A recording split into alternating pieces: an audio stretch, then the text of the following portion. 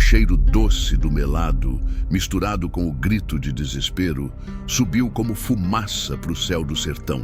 Severino da Várzea ainda tentava se debater quando o líquido grosso e fervente cobriu seu peito, depois o pescoço, até que só restaram as bolhas subindo na superfície dourada como ouro maldito.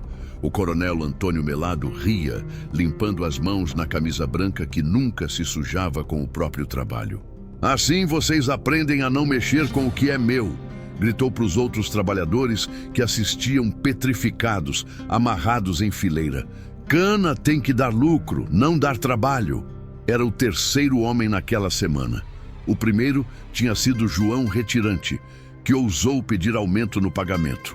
O segundo, Manuel Caatingueiro, que reclamou das horas extras sem descanso. Agora Severino, pai de 5 filhos, morria devagar naquele banho de melado que ele mesmo tinha ajudado a ferver. O sino da usina tocou 6 badaladas. Hora do fim do expediente. Mas para Severino, o tempo tinha parado para sempre dentro daquele tacho maldito. O coronel Melado acendeu um charuto, soprou a fumaça em direção aos corpos que boiavam e caminhou tranquilo para o casarão, como se tivesse apenas terminado mais um dia comum de trabalho. O que ele não sabia é que o vento do sertão carrega mais que poeira. Carrega notícia. E quando a notícia chegou aos ouvidos de Virgulino Ferreira da Silva, o próprio sertão tremeu nas bases. Lampião estava vindo e trazia consigo o peso da justiça que só o cangaço sabia fazer. "Oxente, e vocês? Acham que Lampião vai fazer justiça do jeito certo? Curtam aí e se inscrevam que o sertão ainda tem muita conta para acertar com quem oprime o povo trabalhador." E foi assim, meu povo, que a notícia chegou até Lampião naquela tarde de sol, rachando a terra. O mensageiro veio suado, cavalo espumando, com aquela pressa de quem carrega desgraça. "Capitão Virgulino", disse o homem tirando o chapéu, "tem coronel lá pros lados da Várzea Grande fazendo coisa que nem animal faz." Lampião estava sentado na sombra do juazeiro, limpando o rifle com calma de sempre. Maria Bonita costurava do lado, mas quando viu a cara do mensageiro, a agulha parou. Quem conhece sertão sabe que notícia ruim tem cara própria. "Fala logo, homem. Que foi que aconteceu?" perguntou Lampião sem levantar os olhos da arma. O mensageiro engoliu seco e continuou. "Coronel Antônio Melado tá matando trabalhador afogado em melado de cana, capitão. Já matou 3 dessa semana. Homens de família, trabalhadores direitos. E ele tem mais de 20 jagunços armados." A mão de Lampião parou na coronha do rifle como se tivesse levado um tiro no peito. O silêncio pesou no ar quente da tarde sertaneja. Maria Bonita deixou escapar um suspiro baixinho, daqueles que só mulher de cangaceiro sabe dar quando sente que a tempestade vai chegar. O próprio juazeiro pareceu se curvar mais, como se até a árvore velha soubesse que acabava de escutar coisa do demônio em pessoa. "Como é que é?", disse Lampião levantando os olhos devagar, e quem viu aquele olhar depois contou que até o vento parou de soprar naquela hora. Prestem atenção no que vou contar, que essa parte é de arrepiar qualquer cristão. O mensageiro começou a falar, e cada palavra parecia pesar como chumbo no peito de quem escutava. Severino da Várzea era homem trabalhador, acordava antes do galo cantar. Tinha 5 filhos pequenos e uma mulher doente chamada Francisca. Ela costurava quando tinha força, mas a febre tinha voltado. Severino cortava cana para o coronel Melado há mais de 20 anos, desde menino. Nunca faltou um dia, nunca deu trabalho, sempre respeitou o patrão como meu pai dizia que homem direito faz. Mas naquela semana, Francisca piorou da febre e Severino saiu mais cedo para buscar o curandeiro. Fez o chá de erva santa, sentou do lado da cama e segurou a mão dela. No dia seguinte, chegou atrasado na usina. Só um pouco, o tempo de uma oração. Mas o coronel Melado não perdoava nem o tempo que Deus demora para escutar súplica. "Severino da Várzea", gritou o coronel na frente de todo mundo. "Aqui se trabalha no meu horário, não no horário da sua mulher doente." O homem pediu desculpa, explicou da febre, da noite em claro, da correria atrás de remédio. Mas como meu avô dizia, explicação para homem ruim é que nem chuva em teto furado, não adianta nada. O coronel Melado mandou amarrar Severino junto com outros 2 que tinham dado trabalho durante a semana. João Retirante, que tinha pedido pagamento em dia. Manuel Caatingueiro, que reclamou da comida estragada que davam para os trabalhadores. Zé Facão, gritou o coronel para o seu jagunço de confiança. Prepara o tacho que hoje vamos dar uma lição que ninguém esquece. Zé Facão era cabra cruel, cicatriz no rosto que ria vendo o sofrimento. Sim, senhor patrão. Bem quente, Zé Facão, que nem o inferno que os espera. Oxente, prestem atenção no que aconteceu depois. O coronel Melado mandou acender o fogo embaixo do tacho grande. Zé Facão atiçava o fogo assoviando como se fosse festa. Quando o Melado borbulhou, o coronel deu a ordem: joguem eles devagar. Zé Facão ria segurando os homens amarrados. João foi o primeiro. Gritou até não ter fôlego, morreu devagar naquela doçura amarga. Manuel foi o segundo. O desespero ecoou como sino rachado. Severino foi o último. Tentou argumentar. Coronel, tenho 5 filhos. Mas o coronel Melado só ria. Quando o Melado cobriu Severino, ele gritava o nome da mulher e dos filhos. O coronel fumava charuto. Assim vocês aprendem que cana é mais importante que vida. Quando o mensageiro terminou de contar, Lampião estava de pé, rifle na mão, chapéu na cabeça. Os olhos dele tinham aquele fogo que só acende quando a injustiça passa dos limites. Maria, disse ele para a companheira, prepara as coisas que nós vamos viajar. Para onde, Virgulino? Perguntou ela, mas já sabia a resposta pelo jeito dele. Para Várzea Grande. Tem um coronel lá que precisa aprender como se morre devagar. Maria Bonita se levantou sem dizer mais nada. Quem conhece sertão sabe que quando Lampião decide fazer justiça, nem o diabo consegue mudar o rumo das coisas. Ela foi buscar as cartucheiras, ele foi afiar a peixeira, e o vento começou a carregar cheiro de vingança pela caatinga. O mensageiro perguntou se podia ficar para ajudar, mas Lampião balançou a cabeça. Volta para tua casa, irmão. Diz pro povo da Várzea Grande que a justiça está a caminho. E diz para quem quiser escutar que Coronel Melado vai conhecer o próprio remédio. Não se avexe, escutem o que aconteceu naquela tarde. Lampião chamou os cabras. Corisco, Luiz Pedro, Volta Seca, Moita Brava, Saracura e Jararaca. 15 cangaceiros ao todo, homens provados na luta. Contou a história do Melado. Viu o fogo acender nos olhos de cada um. Quem vive no sertão sabe que trabalho é sagrado, família é sagrada. A noite caiu pesada sobre o acampamento, mas Lampião não dormiu nem fechou os olhos. Ficou afiando a peixeira na pedra, cada passada soando como promessa de morte que ecoava pela caatinga. O aço cantava contra a pedra num ritmo constante. Tic, tic, tic.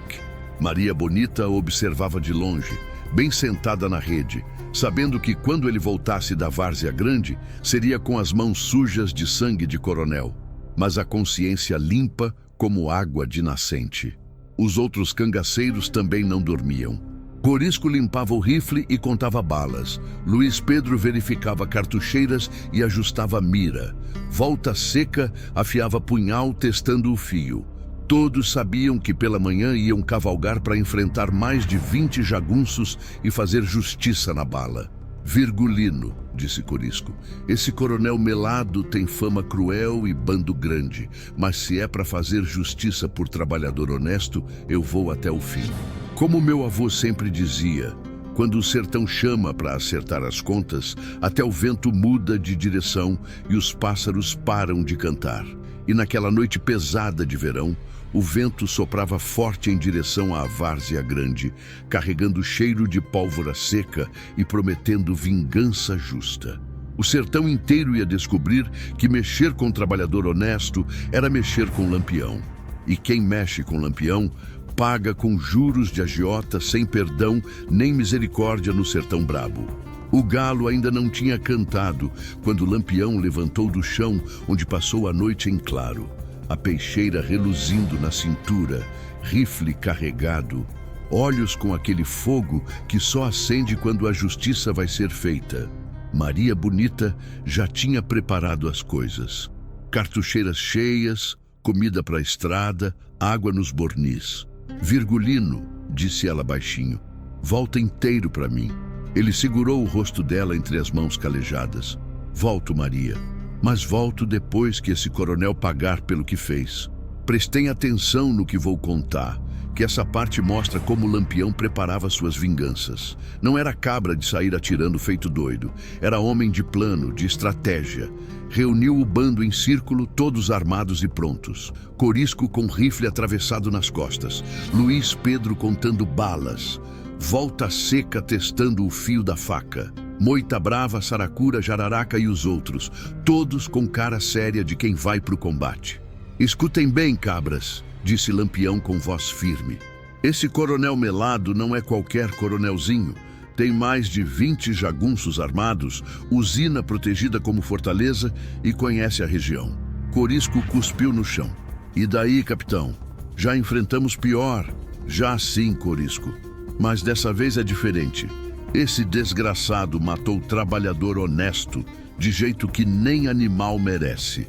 Afogou o homem de família em melado fervendo só porque chegou atrasado. O silêncio pesou no ar. Até o vento parou de soprar quando os cangaceiros escutaram aquilo. Luiz Pedro balançou a cabeça. Isso não é coisa de gente, capitão, é coisa de demônio. Por isso mesmo que nós vamos lá fazer justiça, continuou Lampião.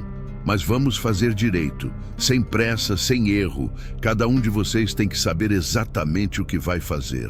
Como meu avô dizia, vingança bem planejada é vingança bem executada. E Lampião sabia disso melhor que ninguém. Abriu o mapa na pedra lisa, marcou com graveto os pontos importantes. A usina fica aqui, no meio da várzea. Tem só uma estrada de entrada, mas tem 3 trilhas escondidas que passam pela caatinga. Saracura, você conhece essas veredas? Conheço como a palma da minha mão, capitão. Pode deixar. Então você vai guiar o primeiro grupo. Moita Brava, Jararaca e mais 3 cabras vão contigo. Chegam pela trilha do norte, se posicionam atrás da Casa Grande. Oxente, mas prestem atenção como Lampião pensava cada detalhe. Não era bandido comum, não. Era estrategista de guerra.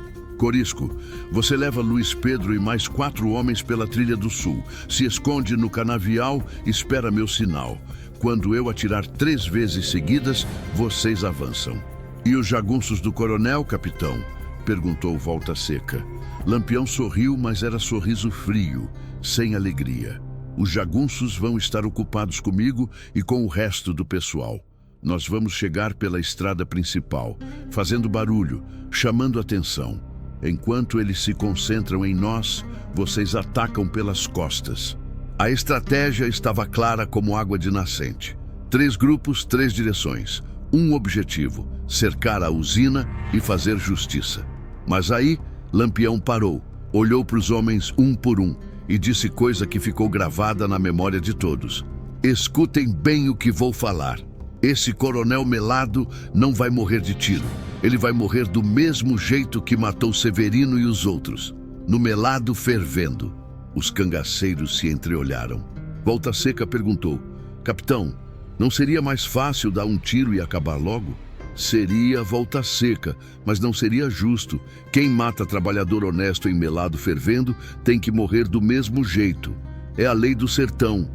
Como minha avó dizia, justiça que não ensina não é justiça. E Lampião queria que aquela morte servisse de lição para todo coronel abusado. Maria Bonita se aproximou do grupo. Virgulino, deixa eu ir junto. Sei atirar tão bem quanto qualquer um desses cabras. Sei que sabe, Maria. Mas dessa vez você fica. Preciso de alguém de confiança cuidando do acampamento. Ela não gostou, mas respeitou. Mulher de cangaceiro aprende cedo que tem hora de discutir e hora de obedecer.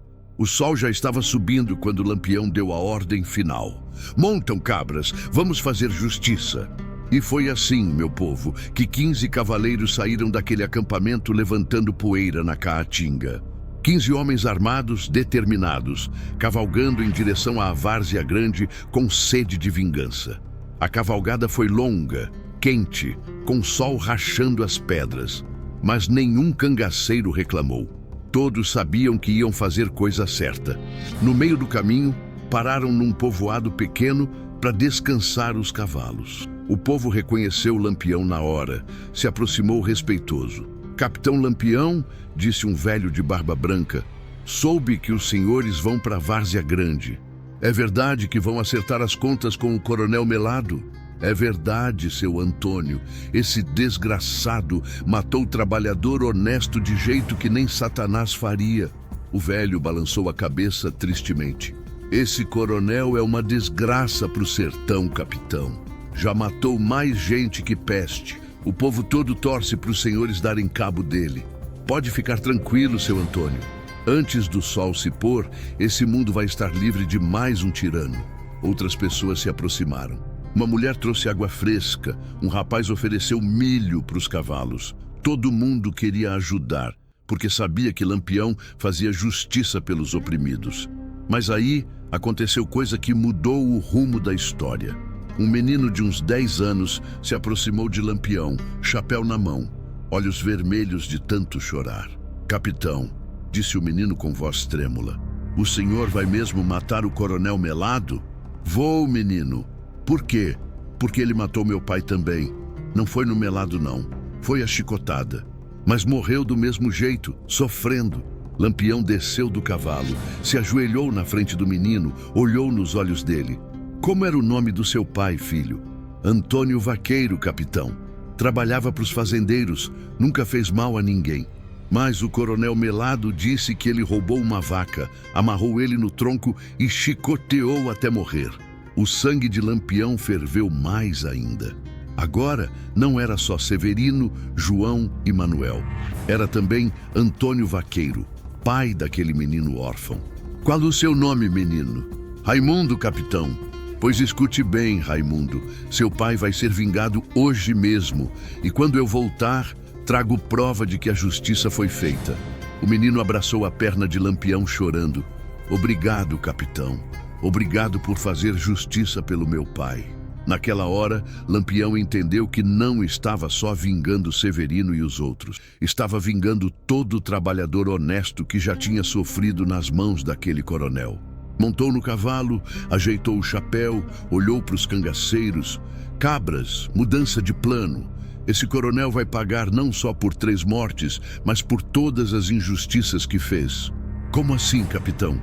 Perguntou Corisco. Vamos deixar ele sofrer mais tempo no Melado. Quero que ele sinta cada chicotada que deu no pai desse menino, cada gota de suor dos trabalhadores que explorou. O sol estava no meio do céu quando avistaram a primeira plantação de cana da Várzea Grande. A usina aparecia ao longe, fumegando como boca do inferno. Era lá que ia acontecer o acerto. Como dizia o velho Matuto, quando Lampião chegava para fazer justiça, até o diabo se escondia. E naquele dia, o diabo chamava Coronel Melado. O sol estava a pino quando Lampião ergueu a mão, parando a cavalgada a 100 metros da usina. O cheiro de melado misturado com fumaça da fornalha chegava até eles, trazendo lembrança do crime que tinham vindo vingar. A Caatinga parecia segurar a respiração, esperando o que ia acontecer. Chegou a hora, cabras, disse Lampião baixinho, mas a voz dele carregava mais peso que trovão distante.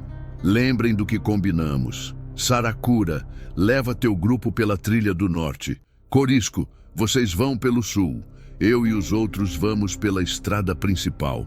Prestem atenção no que vou contar, que essa parte é de fazer qualquer cabra arretado tremer nas bases. Os cangaceiros se separaram em silêncio, cada grupo seguindo seu rumo, como lobos cercando a presa. O vento parou de soprar, até os passarinhos se calaram, como se o próprio sertão soubesse que a vingança estava chegando. Lampião esperou 15 minutos, tempo suficiente para os outros grupos se posicionarem. Depois, fez sinal para os homens que ficaram: Volta Seca, Jararaca, Luiz Pedro e mais 3 cangaceiros. 7 homens montados, rifles na mão, cartucheiras atravessadas no peito. Vamos entrar devagar, murmurou Lampião. Quero que eles vejam a gente chegando. Quero que Coronel Melado saiba que a morte dele tem nome e sobrenome. Como meu avô dizia, quando a vingança chega de frente, até o diabo respeita. E foi assim que começou o confronto mais famoso da história do cangaço na Várzea Grande.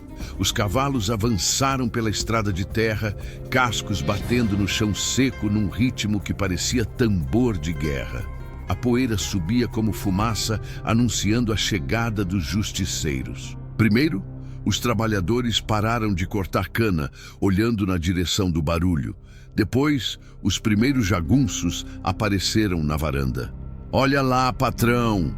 Gritou um capanga para o coronel Melado. Tem gente armada vindo por aí. O coronel saiu da casa pisando forte, Zé Facão do lado, mais 5 jagunços atrás. Quando viu Lampião na frente do grupo, a cara dele mudou de cor. Ficou branco como algodão, mas tentou disfarçar. Que querem na minha propriedade? Berrou o coronel, mas a voz saía trêmula, denunciando o medo que sentia.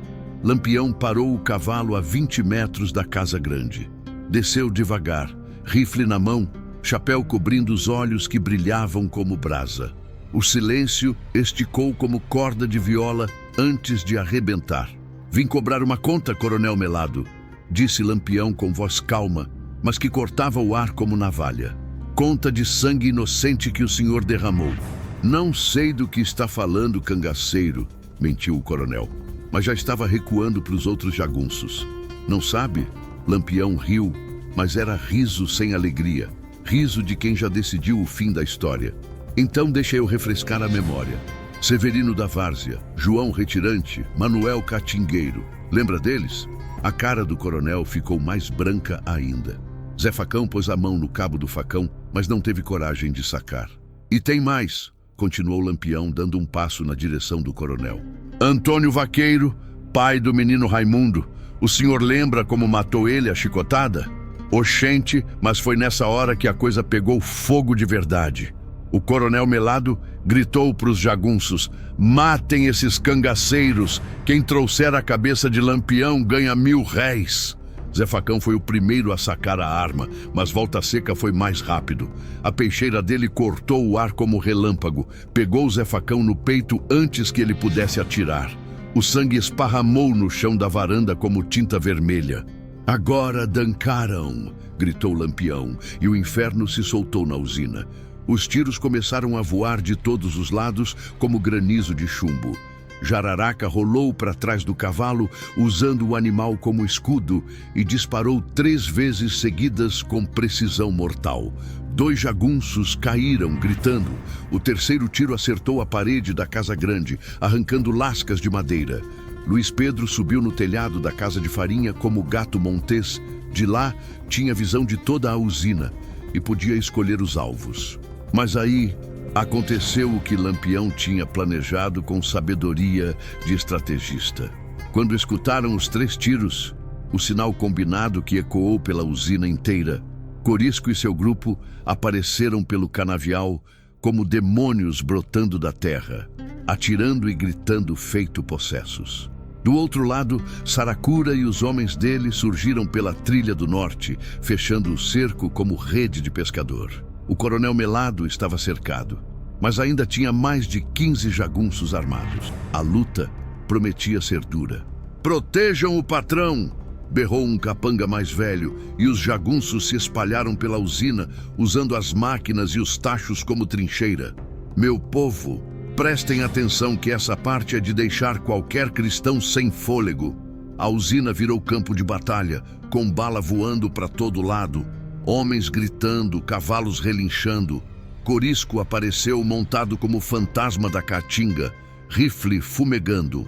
Lampião, 2 jagunços fugiram para o canavial. Deixa eles correrem, gritou Lampião, esquivando de um tiro que passou raspando na orelha. O que eu quero tá aqui. E era verdade. O coronel Melado tinha se escondido atrás do tacho grande onde fazia o melado. O mesmo tacho onde tinha matado Severino e os outros. A ironia do destino era perfeita.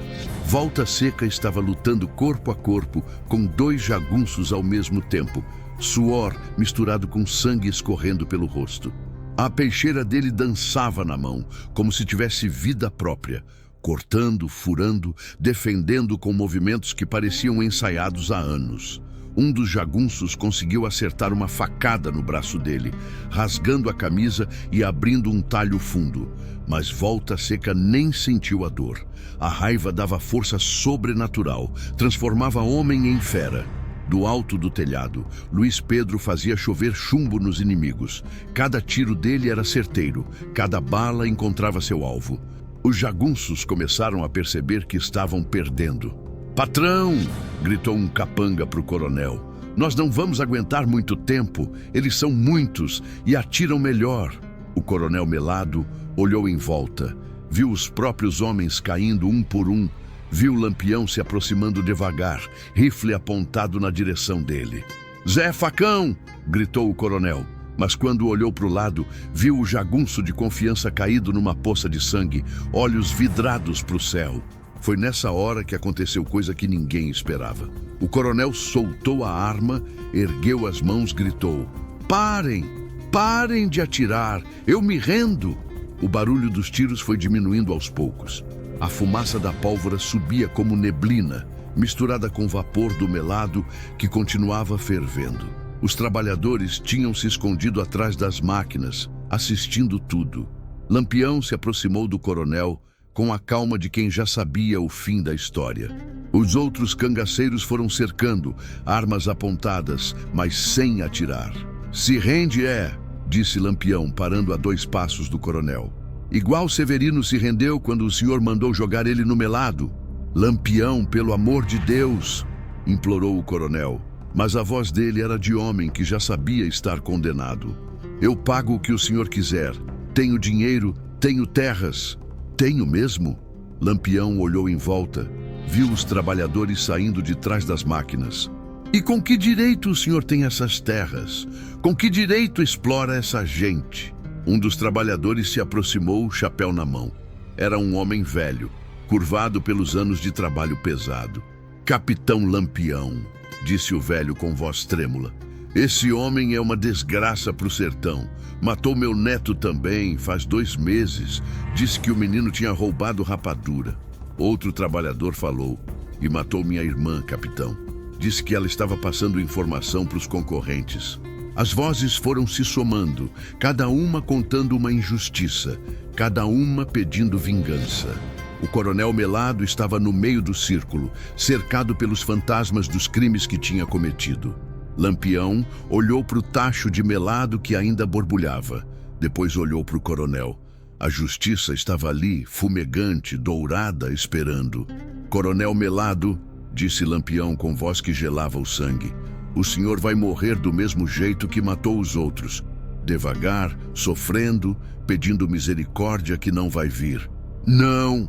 gritou o coronel tentando correr, mas Curisco e Volta Seca já estavam atrás dele. "Aqui não tem perdão", disse Lampião, repetindo as palavras que o próprio coronel tinha falado para os trabalhadores. O sertão brabo ia ter sua vingança, e a justiça finalmente ia ser feita. O coronel Melado estava cercado, tremendo como vara verde no vento forte da caatinga. Os próprios jagunços que ainda restavam largaram as armas no chão empoeirado, sabendo que a luta tinha acabado e que resistir era assinar a própria sentença de morte. O cheiro de pólvora queimada misturado com melado doce criava um perfume macabro que ficaria para sempre gravado na memória de quem assistiu àquela justiça. Lampião se aproximou devagar, cada passo soando como martelo batendo no caixão do coronel. Os trabalhadores da usina saíram de trás das máquinas, formando um círculo em volta do homem que tinha sido o terror das suas vidas por tantos anos. "Por favor, Lampião!" suplicou o coronel, caindo de joelhos no chão sujo de sangue e poeira. "Eu tenho família, tenho filhos pequenos." "Família?" Lampião parou na frente dele. olhos queimando como brasa. Severino também tinha família, 5 filhos pequenos e uma mulher doente. O senhor pensou nisso quando mandou jogar ele no melado? Como meu avô sempre dizia, quando chega a hora de pagar, não adianta chorar nem implorar. E a hora do coronel Melado tinha chegado com juros altos. João Retirante tinha mulher grávida, continuou Lampião, a voz cortando o ar como chicote. Manuel Caatingueiro era pai de 3 meninas. Antônio Vaqueiro deixou o filho Raimundo órfão. Onde estava sua piedade naquela hora? Os trabalhadores começaram a se aproximar mais, alguns chorando de alívio depois de tantos anos de terror, outros tremendo de raiva contida que finalmente podia ser desabafada. Uma mulher velha, curvada pelos anos e pelo sofrimento, se adiantou com passos trêmulos, apontou o dedo ossudo e acusador para o coronel ajoelhado. "Capitão Lampião", disse ela com voz embargada pela emoção. "Esse desgraçado matou meu marido também. Disse que ele tinha roubado um saco de açúcar para alimentar os netos com fome. Matou ele a paulada, na frente das crianças. E matou meu irmão", falou um homem jovem, punhos cerrados de raiva. "Amarrou ele numa árvore como se fosse animal e deixou 3 dias no sol escaldante, sem água, sem comida, até ele virar múmia seca." Outro trabalhador se aproximou. "Matou minha filha também, capitão. Uma menina de 15 anos que ele disse estar roubando milho. Era mentira, mas ele não quis saber. Mandou chicotear até morrer. Cada testemunho era como lenha na fogueira da justiça. O coronel tentava se esconder atrás das próprias mãos, mas não tinha onde correr. Não tinha como escapar do julgamento que o sertão fazia.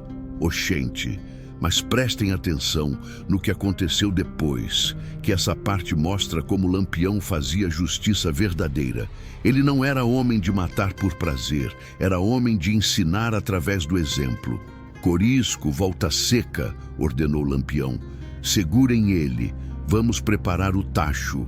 "Não!", gritou o coronel tentando se arrastar pelo chão. "Pelo amor de Deus, não façam isso, eu imploro."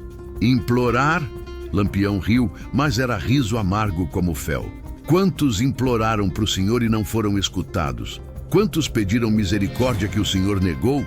Volta Seca e Corisco agarraram o coronel pelos braços. O homem que tinha sido o terror da região agora chorava como criança, babando de medo, perdendo o controle do próprio corpo.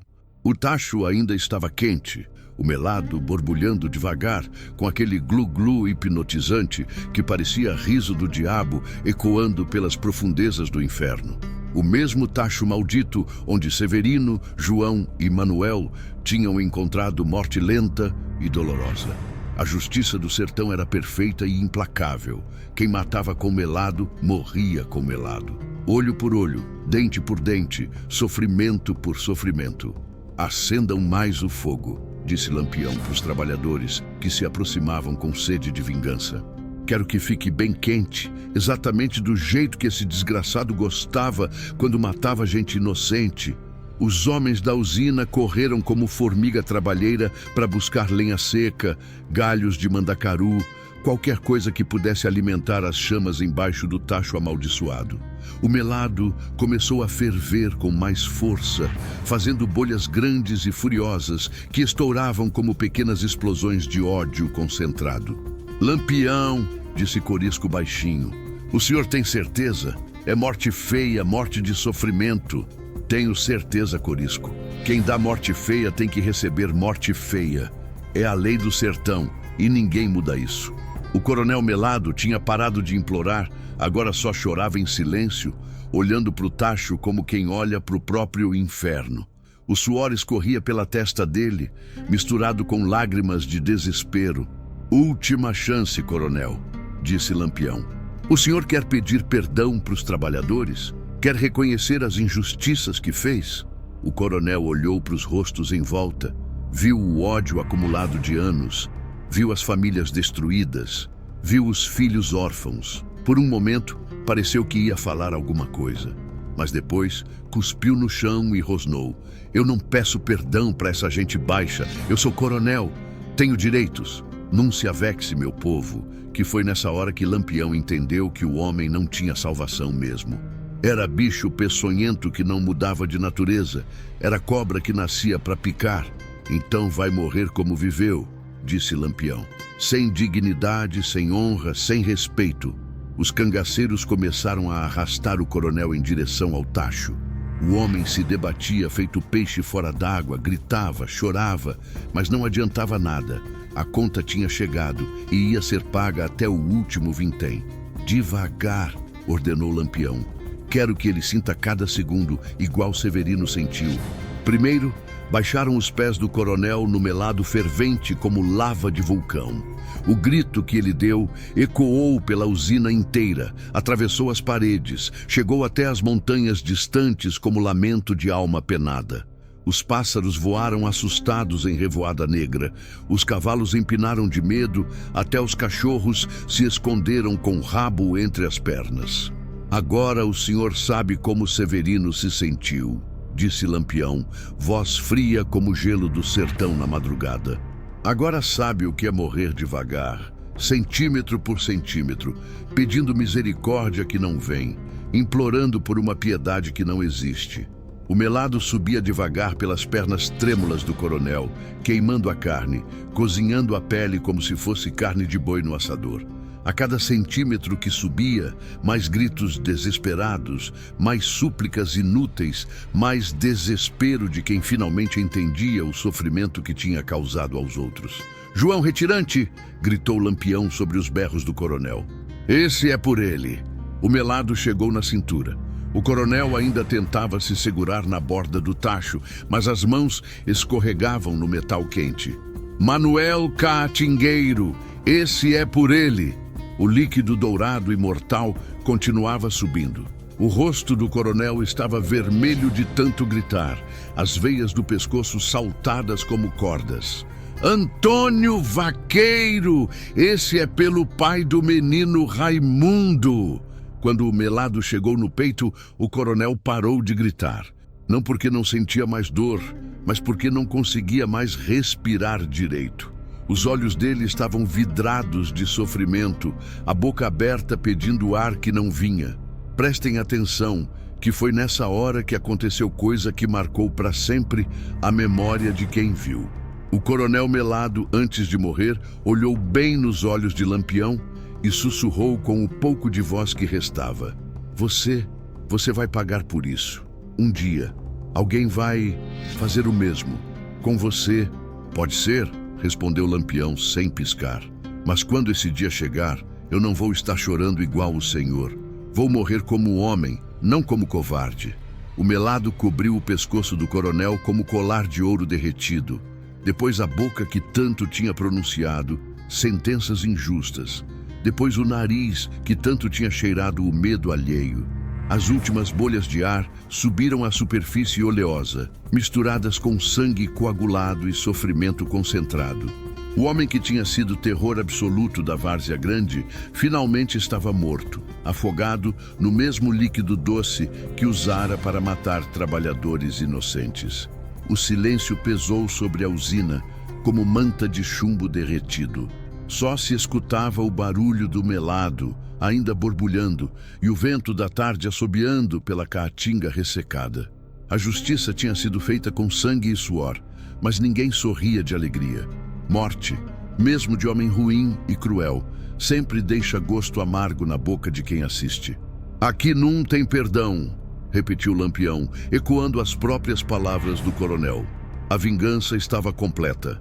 Mas, como dizia o velho matuto, toda vingança é início de outra vingança.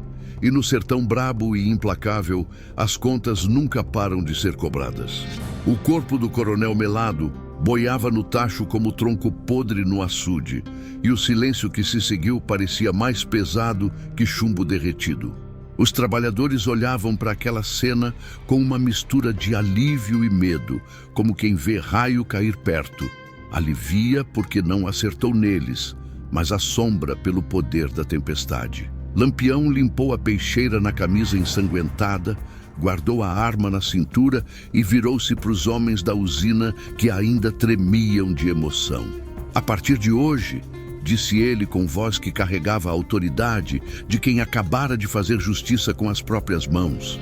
Vocês são donos do próprio suor. Essa usina agora pertence a quem trabalha nela, a quem faz ela produzir. Um murmúrio de surpresa e incredulidade correu entre os trabalhadores como vento na caatinga. Eles se entreolharam, sem acreditar no que escutavam, como se fosse sonho que podia se desfazer a qualquer momento. Dona Francisca, viúva enlutada de Severino, se adiantou com os 5 filhos pequenos agarrados na saia preta de luto. Capitão Lampião, disse ela com voz embargada, como é que a gente pode agradecer? O senhor vingou meu marido, vingou todos os nossos mortos. Não precisa agradecer, Dona Francisca. Quem faz justiça não quer agradecimento, quer que o certo seja respeitado. Gente, mas prestem atenção no que aconteceu depois, que foi coisa de mostrar o coração que Lampião tinha debaixo da couraça de cangaceiro. Ele tirou do alforje um saco de moedas, parte do que tinha tomado de outros coronéis injustos, e entregou para a viúva. Isso aqui é para criar os meninos, e se alguém vier incomodar vocês, manda chamar que Lampião resolve. Como meu avô sempre dizia, homem de verdade protege quem não pode se proteger. E foi assim que Lampião mostrou que não era só justiceiro, era protetor dos fracos. Mas aí, enquanto os trabalhadores ainda estavam organizando como iam tocar a usina sem patrão, tentando entender como seria viver sem medo pela primeira vez em anos, chegou um cavaleiro em disparada pela estrada de terra. O cavalo espumava pela boca, as patas traseiras mal tocavam o chão de tanto correr. O homem saltou do animal suado antes mesmo dele parar completamente. Correu até Lampião tropeçando na própria pressa. "Capitão!" gritou o mensageiro ofegante, suor misturado com poeira grudado no rosto queimado de sol. "Tem notícia ruim vinda lá do Cariri. Notícia que não pode esperar." O sangue de Lampião esfriou nas veias como água de poço fundo. Notícia ruim do Cariri só podia significar uma coisa que ele não queria nem pensar. Alguém tinha mexido com Maria Bonita ou com o acampamento onde ela estava esperando. "Fala logo, homem. Que foi que aconteceu?" Coronel Antônio Silvino, irmão mais novo do Melado, soube da morte do parente através de um jagunço que escapou da luta. Juntou mais de 20 homens armados até os dentes e partiu como louco para o seu acampamento no Cariri. Disse que ia queimar tudo e matar todo mundo que encontrasse pela frente, desde criança até cachorro velho. Não se avexe, escutem bem que essa parte mostra como a vingança nunca acaba sozinha no sertão. Sempre puxa mais vingança, como fio de tear que não tem fim, como cobra que quando morde uma pessoa, toda a família fica marcada. Corisco cuspiu no chão. "Esse Antônio Silvino é pior que o irmão, capitão. Dizem que ele faz Melado parecer santo perto dele." "Quantos homens ele tem?" perguntou Lampião, já calculando na cabeça. "Uns 20 e poucos, bem armados. Mas tem mais gente chegando. Parece que chamou outros coronéis da região para se juntar contra o senhor." Volta Seca balançou a cabeça. "Isso vai virar guerra, capitão. Guerra grande." Lampião olhou para os cangaceiros que tinham sobrado da luta na usina. 15 homens cansados, alguns feridos, munição baixa depois do tiroteio. Do outro lado, mais de 20 inimigos frescos e mais gente chegando. "Maria Bonita tá segura?" perguntou, e o mensageiro percebeu que aquela era a pergunta mais importante. "Tava quando eu saí, capitão. Mas Antônio Silvino disse que ia fazer com ela o mesmo que o senhor fez com o irmão dele." Os olhos de Lampião pegaram fogo como palha seca. Mexer com Maria Bonita era mexer com a coisa mais sagrada que ele tinha no mundo. Era declarar guerra até o fim dos tempos. "Escutem bem, cabras", disse ele para os cangaceiros, voz cortante como navalha. "Quem quiser sair pode sair agora. Não vou obrigar ninguém a morrer por minha causa." Corisco riu com aquele riso sem medo que só homem de coragem tem. "Morrer por sua causa? Capitão, nós vamos morrer matando, dando trabalho para o inimigo, que é bem diferente de morrer implorando." Luiz Pedro checou as balas uma por uma, contando munição como quem conta moeda. Onde Maria Bonita estiver em perigo, eu vou estar também. Desde que me juntei ao bando, ela me trata como irmão de sangue. Me deu carinho que nem minha própria mãe dava. Volta Seca afiou a peixeira na pedra com movimentos precisos, testando o fio no próprio dedo. E eu que já matei jagunço para defender ela antes, quando tentaram roubar ela numa feira, não é agora que vou abandonar a mulher mais valente do sertão. Moita Brava cuspiu no chão e disse: Maria Bonita já salvou minha vida 2 vezes, capitão. Uma quando me deu remédio para febre, outra quando escondeu eu dos soldados. Se ela morrer, eu morro junto. Um por um, todos os 15 cangaceiros confirmaram que iam junto na missão, mesmo sabendo que podiam não voltar. 15 homens contra o mundo inteiro, se fosse preciso, unidos pela lealdade e pelo amor que todos tinham por Maria Bonita. Meu povo, naquela hora Lampião entendeu que tinha algo mais valioso que ouro ou vingança. Tinha a irmandade verdadeira. Homens dispostos a morrer uns pelos outros, unidos pela justiça e pela lealdade. Dona Francisca, disse ele para a viúva de Severino, a senhora e os outros tomem conta da usina. Dividam os lucros igual entre todos que trabalham. E se alguém vier querer mandar em vocês, digam que são protegidos de Lampião. A mulher segurou a mão calejada dele. Vá buscar sua mulher, capitão, e volte vivo para contar a história. Lampião montou no cavalo, ajeitou o chapéu, olhou uma última vez para o tacho onde o coronel Melado tinha pago suas contas. A justiça estava feita, mas a guerra estava apenas começando. Vamos, cabras! Gritou ele, esporeando o animal. Maria Bonita está esperando, e Antônio Silvino vai aprender que mexer com mulher de cangaceiro é mexer com a própria morte. E foi assim, meu povo querido, que 15 cavaleiros saíram da várzea grande, levantando poeira vermelha como sangue. Atrás deles ficava a usina livre, os trabalhadores donos do próprio destino, e um tacho de melado que nunca mais seria usado para matar. À frente, os esperava uma guerra que ia mostrar se Lampião era mesmo o rei do sertão ou se outro coronel ia tomar seu lugar. Como dizia minha avó, quem vive pela espada será provado. E naquele dia, a prova de Lampião estava esperando no Cariri, armada até os dentes e sedenta de vingança. O sertão brabo nunca descansa, e Lampião menos ainda. A cavalgada de volta ao Cariri foi a mais longa e angustiante da vida de Lampião. Cada légua percorrida sob o sol escaldante pesava como pedra no peito. Cada minuto que passava era tortura pensando em Maria Bonita nas mãos cruéis de Antônio Silvino. O sol queimava as costas dos cavaleiros, mas nada queimava mais que a angústia de chegar tarde demais para o resgate. Capitão, disse Corisco, puxando o cavalo ao lado do de Lampião. Se a gente cortar pela Serra do Teixeira, ganha meio dia de viagem. É caminho perigoso, respondeu Volta Seca. Tem desfiladeiro que se virar emboscada, a gente dança. Lampião pensou por um momento, pesando os riscos. Caminho seguro significava mais tempo, e tempo era o que Maria Bonita não tinha. Caminho perigoso podia ser armadilha, mas também podia ser salvação. Vamos pela serra, decidiu ele. Prefiro morrer tentando salvar ela rápido do que chegar tarde para enterrar. Como meu avô sempre dizia, amor verdadeiro não calcula perigo. E o amor de Lampião por Maria Bonita era maior que medo da morte. Subiram a serra no galope, pedras soltas rolando ladeira abaixo, cavalos ofegantes escorregando nas pedras lisas.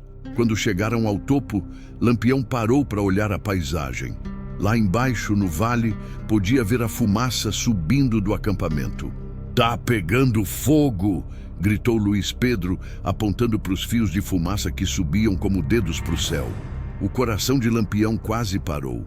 Se Antônio Silvino tinha chegado primeiro, se tinha queimado tudo, se Maria Bonita estava... Não, murmurou ele, não pode ser. Desceram a serra como avalanche destruidora, cavalos em disparada total, homens grudados no lombo dos animais suados. A cada curva perigosa da trilha, Lampião esperava ver o pior cenário possível. Quando finalmente chegaram à entrada do acampamento, corações batendo como tambor de guerra, encontraram cena que nenhum deles esperava ver. Maria Bonita estava de pé no meio do terreiro, rifle na mão, sorrindo. Em volta dela, 5 homens amarrados no chão. A fogueira queimava normal.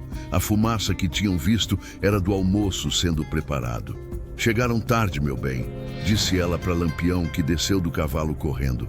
Antônio Silvino e os cabras dele já foram embora, de amarrado. Prestem atenção no que vou contar, que essa parte mostra por que Maria Bonita era a mulher mais respeitada do sertão.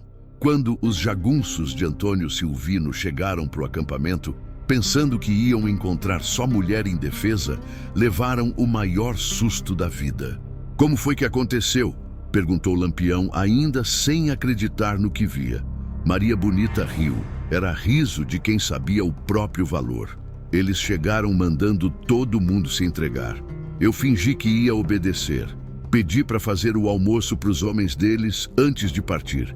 Quando estavam todos sentados comendo, joguei pimenta em pó na comida. E aí? Perguntou Corisco fascinado. Aí ficou fácil.